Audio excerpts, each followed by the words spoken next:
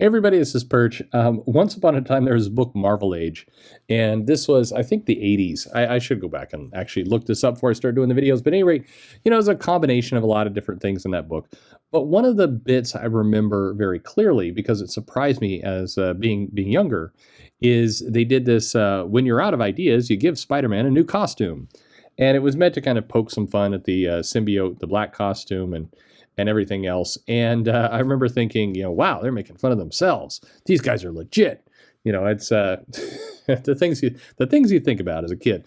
At any rate, we are getting a new Spider-Man costume. So if you haven't seen, the news, they basically in March they have some covers that have the character kind of in silhouette, blacked out.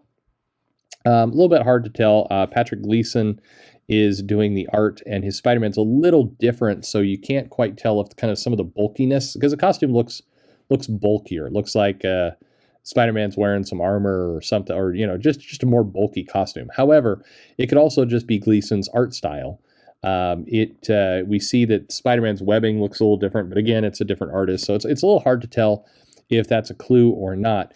But in the March solicitations, we had this silhouetted cover, and it was promising there's a new costume. And apparently, the new costume is coming a little bit faster. It's actually coming on Wednesday with Amazing Spider-Man number 62.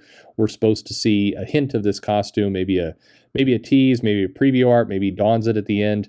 They're finishing up the last rights storyline.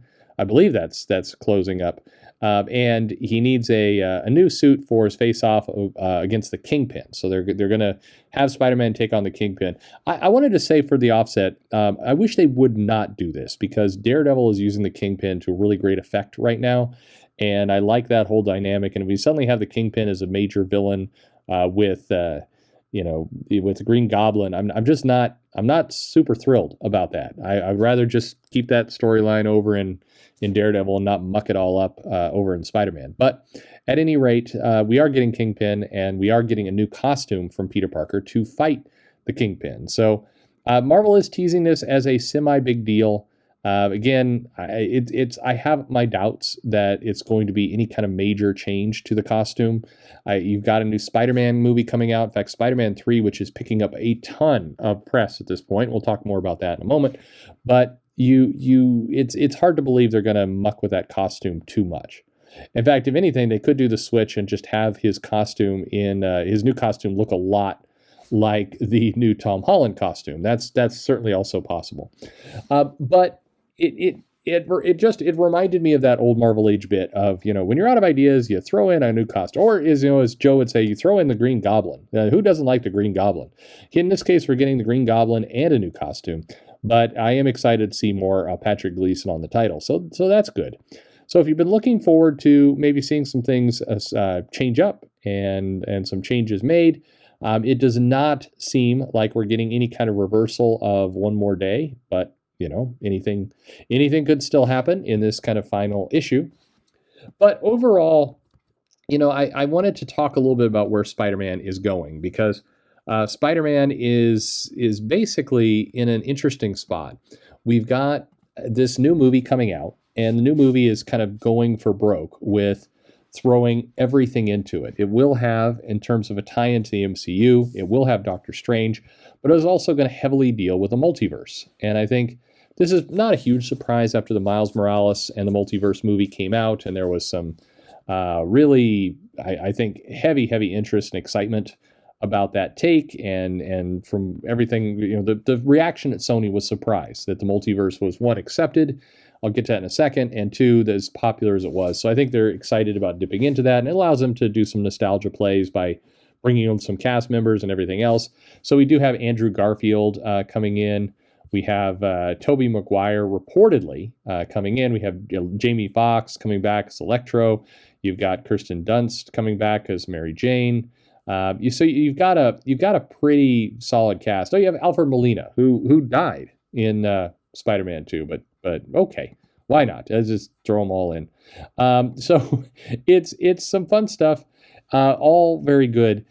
I think that in general, what I said I was going to get to in a minute, the multiverse is fascinating because for the longest time, people within shows and comics had this belief the multiverse was just way too complicated. Like, no, these stupid comic book fans are too stupid to know what a thing like the multiverse was. And how could you ever get normie fans in to read comic books? You got a multiverse running around. I mean, I'm pretty sure a good portion of that was that thinking was what led to Crisis, and then DC's subsequent make it progressively worse efforts to clean it up, crises that would go on was largely because there's this belief that the idea of multiverses and alternate Earths and parallel dimensions and all that kind of stuff was just way too nerdy and geeky, and nobody could figure that out. Now, why people thought of that when back in the 70s, the 80s, I mean, Star Trek was doing that bit, and nobody seemed to be that fussed about it. It seemed to go over just perfectly fine.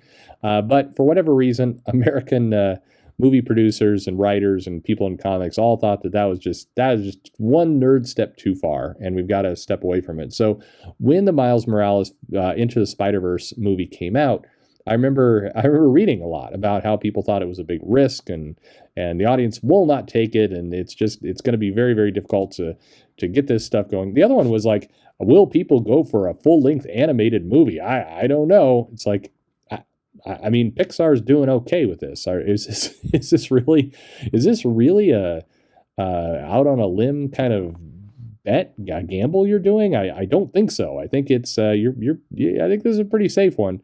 But regardless, this is where we are. So, Into the Spider-Verse does well. We're getting multiverse madness in Doctor Strange and more multiverse in Spider-Man. So it's like the dam has broke, and people are come around to the idea that no, it's not going to confuse people. You can do the multiverse in movies, and it'll be fine. And so now all the films, all the films will do it. Let's just have everybody do it simultaneously and to drive this concept right into the ground. Sounds great. But at any rate, so you've got a lot of attention to Spider-Man, and it's something that Joe said recently on one show or another, and I think it's absolutely true. It's Marvel has to kind of come to the conclusion at some near point that Spider-Man is their guy. That is their character that's probably most recognizable in their entire lineup of comics. It's the one that consistently you can do pretty significant damage to that character, and people will keep buying the comics. They'll come back. It's their Batman to some extent. You can beat him up quite a bit. I think there's plenty of opportunity. In fact, many of the reasons why Marvel has resisted undoing One More Day, even though it's pretty reviled, I would say, against the majority of comic fans, is it's a combination of Joe Quesada just won't admit he was wrong. That's one, and two, the title sells well. I mean, even when it's doing poorly, it sells well. Spider-Man is it's a character that you can crap on quite a bit, and it will do fine. And then for a while, Sony had the rights, so I think Marvel's a little conflicted about how much they really wanted to do with Spider-Man. But, with the working agreement, with the amount of money, and in fact, in the new world where, making movies is more of a gamble now with how they're going to go out and what platform they're going to be on and all the rest, how will movie theaters survive this whole pandemic and everything else like that? Suddenly, Sony taking a lot of the risk and Marvel getting Disney getting a check suddenly seems like a pretty damn good idea. Like, it's like, hey, wait a minute, let's let them take all the risk. That sounds great. I think that we're going to see a lot more Spider-Man, and hopefully this new costume is a good one, and it relates to a good story, and we're going to get something that is not just a continual tease.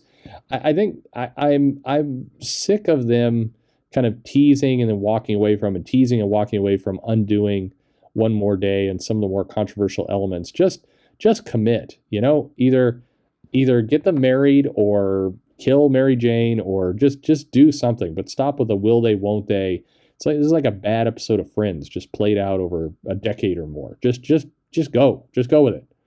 I still find it strange, by the way, as an aside, that in a world where you have a multiverse and dimensions and space gods and alien goo that's going to come down and coat the whole planet and all the rest, that marriage is the thing that our readers can't possibly relate to. I just... okay. Anyway, what are you going to do? So a brand new costume for Spider-Man. We're going to see it Wednesday, so that's exciting. Finish up the Last Right storyline, see where that goes as well. See what old Ned Osborn is up to. And of course, this all leads into a year potentially or 2 years of big Spider-Man things out of Marvel and Sony in the movies. So, are you a Spider-Man fan? Are you looking forward to this? Is this exciting to you? Do you like what they do with this character? Let me know in the comments below. Like, subscribe, follow me on social media, send me an email, all that kind of stuff. You'll find in the description. Most importantly, and as always, thanks for listening.